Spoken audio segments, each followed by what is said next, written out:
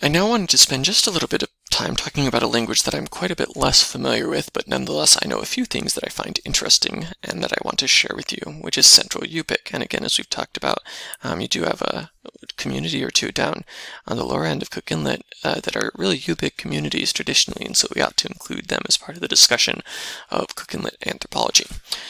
According to the Alaska Native Language Center, there's about 10,000 speakers of Yupik from about 21,000 people. I think that's fairly old data, so I don't know where the speakers stand at this time. At the time, though, about a third of Yupik villages still spoke it in people's homes, which is both a sign that language has started to shift dramatically if 2/3 aren't speaking it that way, but also a sign that there's still quite a few people who are hearing that as a first language. Some phrases and words that I wanted to share. Yuk and pik, meaning the real people. You pik. Kamai, good to see you. Waka, hi, it's a common greeting. Changachit, how are you? Notice that the C's become CHs. Asirtua, I'm fine. Kuyana, thank you. And Taku, grizzly bear. I wanted to compare that to Denaina for grizzly bear, which I've heard. You should not say that too much. What I want to notice, though, between those two words is how vastly different they are. They don't look anything alike, and that tells you, it helps tell you that Yupik and Denaina are completely different language families. The difference between Denaina and Atna is comparable to, let's say, Italian and French. The difference between Yupik and Denaina is comparable, let's say, to English and Mandarin, or perhaps better would be Russian and Mandarin. So very, very different. These are some more Yupik words. As you can see, Yupik words can sometimes be extremely specific, such as kelukak, meaning an aged seal flipper. Words like that are a good example of vocal vocabulary, where a language has lots of words for things that are very relevant to them. It develops vocabulary for the areas of life that are very relevant, whereas an aged seal flipper, you can say that in English, but there's no specific word for it because it's not terribly relevant for for many people that grew up speaking English, whereas it would be incredibly relevant traditionally for people that did traditional seal hunting. You also have words that can be super, super broad. Ela means world, outdoors, weather, universe, awareness, and sense, following a more general trend in many languages, such as Chinese with the word tian for heaven, where you kind of have a term that means both the sky but also sort of the divine or something bigger. Yupik, much like English, or much like Denaina, is a very, very, very, that is a terrible spelling of polysynthetic. What was I doing? Very, very, very polysynthetic language, where you have many morphemes, many sounds being added on to a verb to make it say lots of things. So a good example is the phrase kamigartuk, which means he goes seal hunting with a small sled and kayak during spring. By the way, I don't speak Yupik, so if I'm mispronouncing some of these words, I want to apologize to any Yupik speakers that are listening, and I would love to hear more about what I could be doing better. I am trying to become more educated about Yupik, but it is not a language I'm very familiar with. One fascinating aspect of Yupik is it often uses evidentials. What is an evidential? An evidential is a thing that we don't do a lot in English, but it's a part of language that you attach to a word to indicate where you got the information from or your level of confidence in the information. So in Yupik, for example, you have the phrase guk, or rather you have the suffix guk, gguk, guk, which means apparently, or it's said, or hearsay, and or kanachrit, what they said. These are words or a suffix. You could add this suffix to basically say, like, I heard this such and such thing happened, to indicate, like, I didn't directly see it, but I heard it. And it's interesting. There's a fantastic, fantastic book that I'll be referencing throughout this video called Wise Words of the Yupik People. We talk to you because we love you. It's from Anne Feenup Riordan and also from Alice Riordan. And it's a collection from a 1998 and 2000 workshops with Yupik elders run by it was the Callista Elders Council. They got a bunch of elders together, people who were at the time about 70, 80 years old, 60, 70, 80, and they talked a lot about, among other things, elders and the stories elders tell to kids and to young people. But in that, many times people sort of subtly make distinctions between, oh, the elders say things that they've seen with their eyes, real things. And so there's this sense that we need to make a distinction between the things we've directly observed and the things that we've just heard to be the case. So it kind of indicates different sources of information and different degrees of confidence in that information. Again, true things they observed with their eyes, as Paul Canuya says. This could indicate a number of things about the culture, one of which is it could mean that there's a strong emphasis on oral storytelling and hearing and listening, which there is definitely in Yupik culture. Another thing it might suggest, and we have other reasons to think this about Yupik language, is that it suggests a culture in which people are perhaps more careful than we sometimes are in American English to clarify the limits of their own knowledge. There's an essay that I use in my other class, Alaska Native Cultures, about Yupik teachings, but in it the elder who's talking multiple times in the reading, he basically says, these are my understandings of Yupik culture according to my family's specific stories. So there's this emphasis on sort of, this is what I've heard, right? That doesn't mean that's objectively true for all of reality or even all of my culture. It's what I specifically have heard in our specific family. So sort of a limitation on the universality of knowledge, whereas standard American English instead does kind of the opposite often, and we kind of very strongly, we use things like, let's say, for example, if I was to say Lord of the Rings is a great movie, right? I'm using a very sort of objectively, like, this is true, universally true kind of statement. We don't always mess around with evidentials much in English.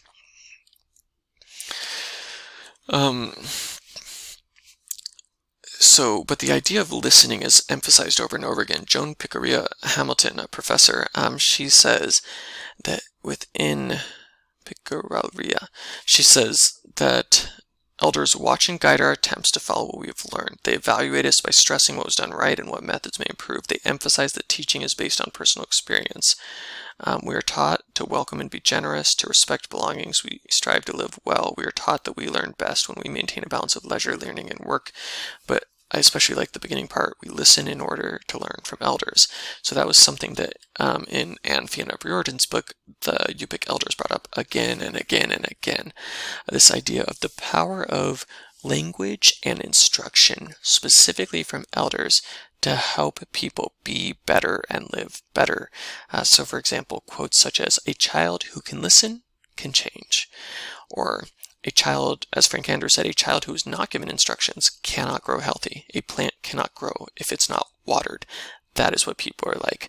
And he, in fact, compared it to an ayaruk, a walking stick that in Yupik territory you would keep with you, a walking stick, to touch the ice that you see, or slushy areas, to see like how thick the ice is or how slushy the slush is, so that you can know whether you should walk on it or whether that'd be dangerous and or messy.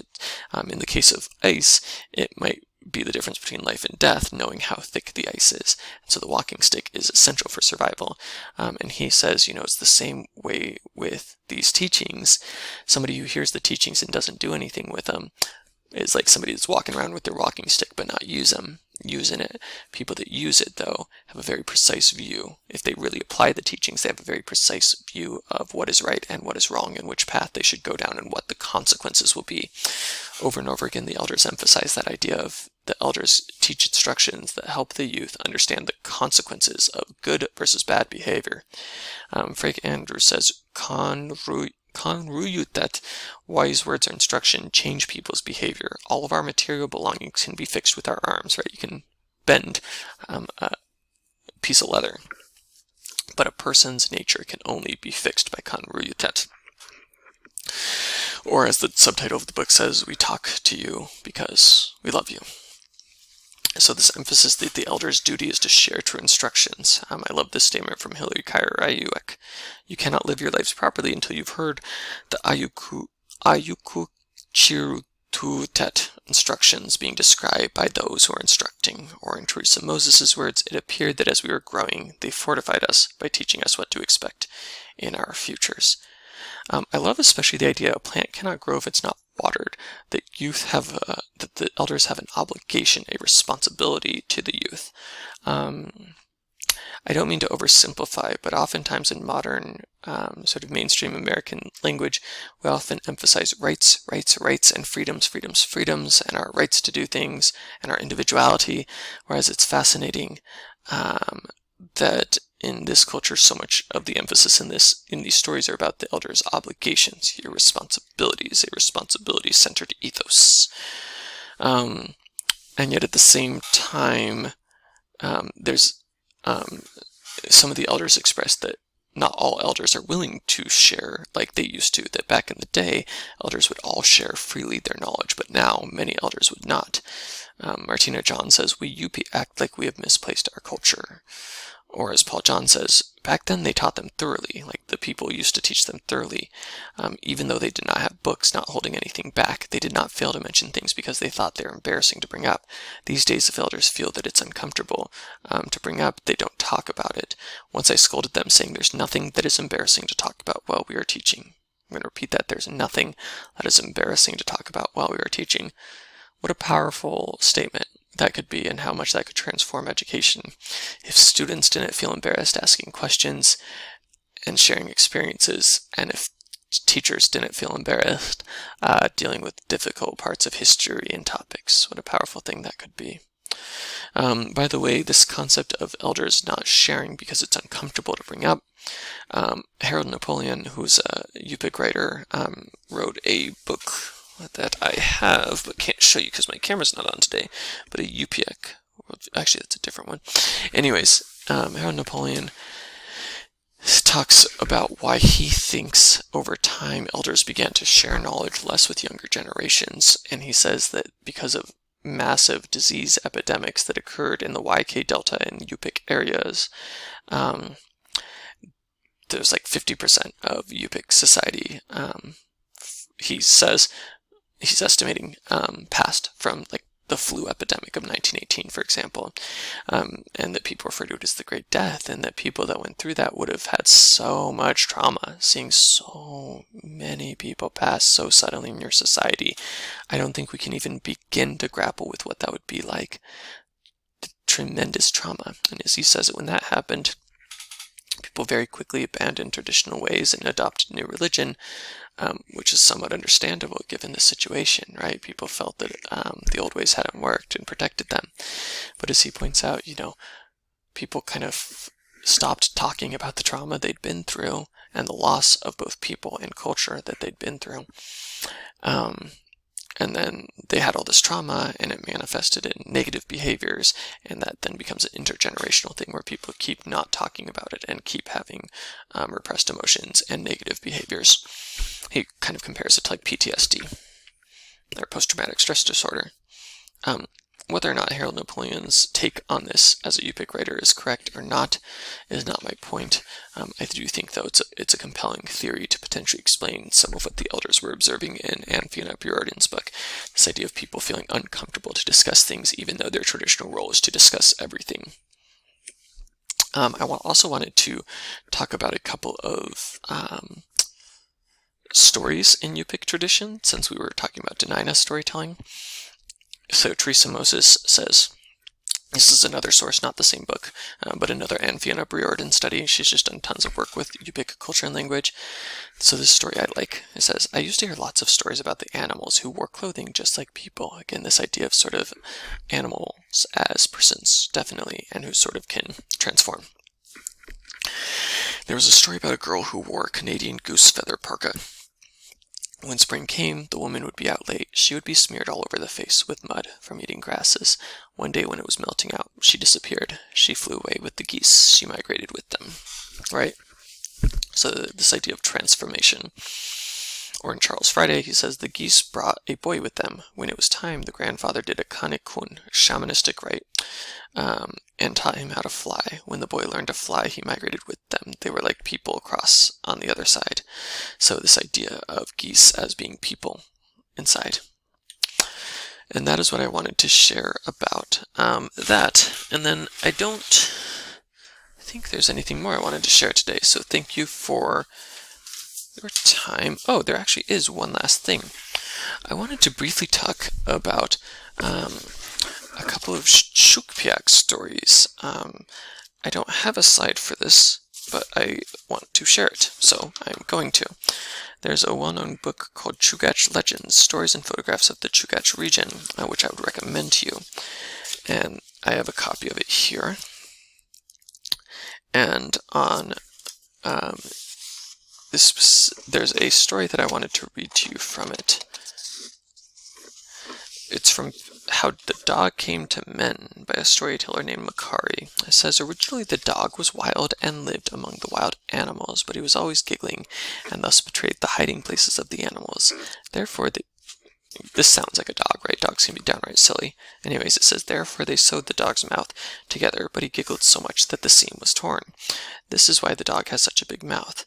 The animals chased the dog away, but the dog said, now you chase me away, but I am going to avenge myself and trace you when the people are hunting you. I think that's supposed to be track you when the people are hunting you.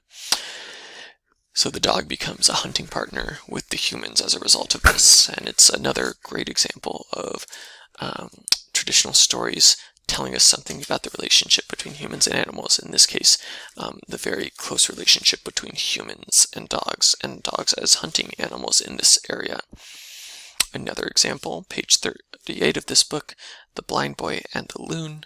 There was a blind boy who went up to a lake and heard a loon calling. He asked the loon to come to him and cure his eyes. I wish you would come and cure my eyes, he said. I can hear you, but I cannot see you. The loon called again right close by where the boy stood. It said, crawl on my back, hold me tight, and don't let go. I am going to dive with you. The loon went down and swam around the lake 5 times before he came up. When he came up, the boy could see everything around. Then the boy said, wait for me here till I come back.